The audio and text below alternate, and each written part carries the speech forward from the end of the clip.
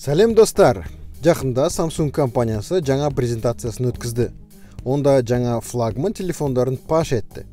Олар Samsung S22, S22 Plus және S22 Ultra. Ең қызығы маған S22 Ultra. Содан бастайықшы.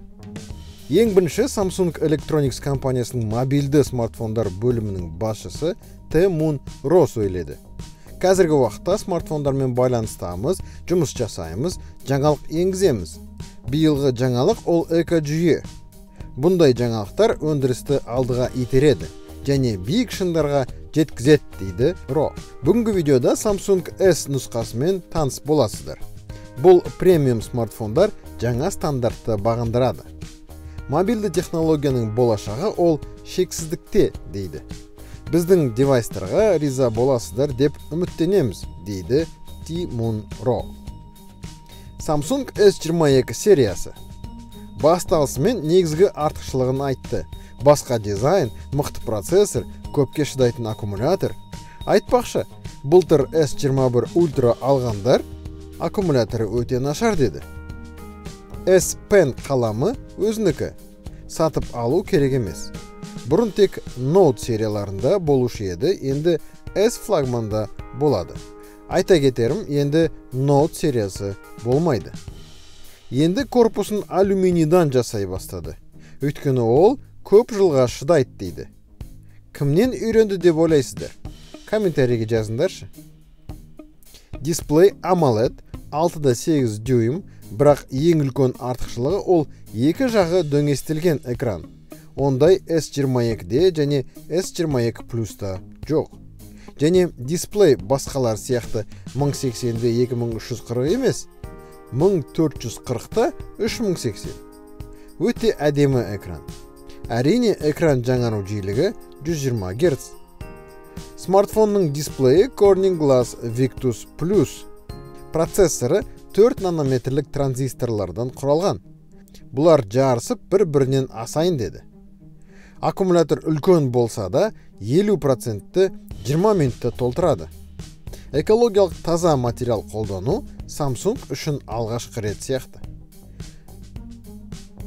S Pen қаламына тоқталайық. Қаламның аккумуляторы 5000 мАч. Сіз қолданғанда 2,8 миллисекундта көрсетеді. Жасанды интеллект орнатылған, қайталанатын сызық сызсаңыз, ол алдын ала сызады. Естеріңізде ме? Алдыңғы серияларда қисық шеңбер сызсаңыз, Samsung автоматты түрде дұрыс шеңбер сызады. Оған қоса, сіз сөз жазсаңыз, оны клавиатурамен жазғандай конвертация жасауға болады. Процессоры Exynos 2200. Операциялық жүйесі One UI 4.1. Платформа Android 12. Ішкі жады 128 гигабайттан 1 гигабайтқа дейін болады. Оның бәрін көтеретін аккумулятор 5000 мАч. Камераға көшейік. Бағана айтқандай 108 мегапиксель негізгі камера, 10 есе жақындатқыш оптикалық зум 10 мегапиксель, 3 есе жақындататын камера 10 мегапиксель, ал кең бұрышты камера 12 мегапиксель, ал селфи камера 40 мегапиксель. Табиғатты әдемі түсірмесеңіз де, өзіңізді түсіре беріңіз. Түнде смартфон анық түсіреді. Кәсіби фотографқа пайдалы, бұнда RAW форматта сақтауға болады.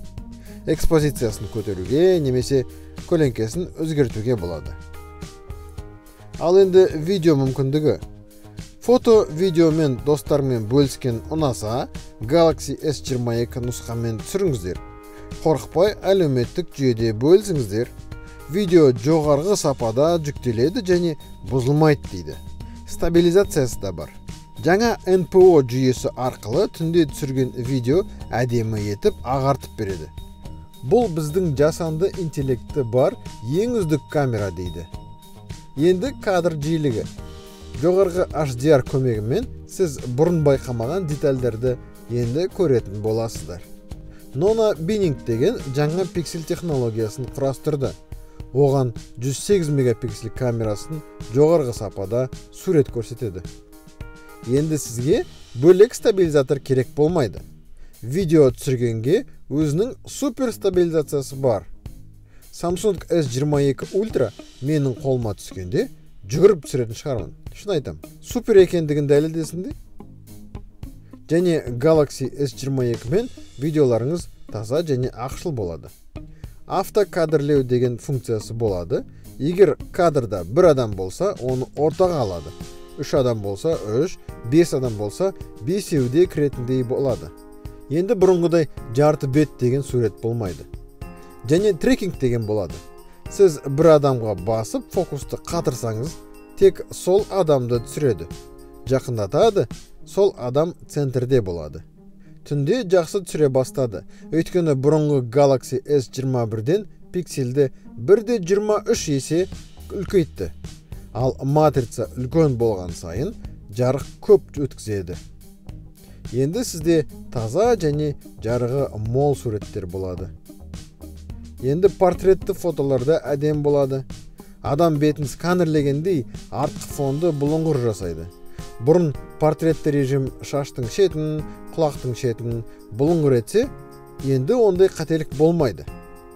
Портретті фотоның жарығын өзгертуге болады. Жарық оң жақтан, сол жақтан, жоғарыдан түскенде етіп өзгерте аласыздар. Сыртқы материал матовый. Айтпақшы, коммент жазыңыздаршы, матовый деген сөзді қазақша қалай аударылады? S22 Ultra смартфонның 4 түсі болады. Ақ, жасыл, қара және бургундия. Осымен S22 Ultra туралы айтып болдым. Енді тез-тез S22 және S22 Plus туралы айтайын. Дизайны тыңдаңыздар. Бұрыштары тік. iPhone сияқты басты ауыртпай процессорларын бірдей етіп жасаған. Негізгі айырмашылығы көлемі, яғни қолда қалай тұратыны. S22 диагоналі 6.1, ал S22 Plus диагоналі 6.6 дюйм. Экран жаңару жиілігі 120 Гц, экран сапасы өте мықты. Corning Glass Victus Plus. Осы уақытқа дейінгі ең мықтысы. Көлемі әртүрлі болған соң, аккумуляторда әртүрлі. S22-де 3700 мАч, ал S22 Plus-та 4500 мАч. Смартфон қолға ыңғайлы болу керек. Былтыр S22 шыққанда дизайны маған ұнаған. Осы жолда S22-де кішірек және ыңғайлы болатын сияқты. Процессоры өзінің Exynos 2200, ал ақшта Samsung S22 серияларында процессоры Snapdragon 8 Gen 1. Процессоры бірдей және камераларда бірдей. 50 мегапиксель негізгі камера, 10 мегапиксель 3 есе жақындауы және кең бұрышты камера 12 мегапиксель. Ал селфи камера 10 мегапиксель. Ал енді комментке жазыңдар. Қай смартфон сізге ұнады? S22, S22 Plus және S22 Ultra. Осымен болды. Бұл смартфон қолыма түскенде тағы бір кездесерміз. Сау болыңдар.